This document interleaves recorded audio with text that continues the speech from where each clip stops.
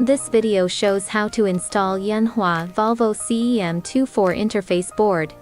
This interface board supports 2023 and 2024 Volvo S60, S90, XC60, etc.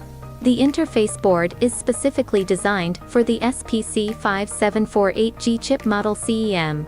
1. Push the lock fastening of the interface board to the unlock position. Find the interface board installation area on the CEM according to the visual positioning mark on the interface board. 2. Align the interface board with the CEM socket and align with the two positioning holes. 3. Press the interface board downward with your fingers. Push the PCB lock buckle to the locked position to lock the interface board. Installation is done. Yanhua Volvo CEM interface board has the advantages of compact size, precise pin positioning, easy installation, pin connection is firm and stable, not easy to loosen, and safe for data reading and writing. Thank you for watching.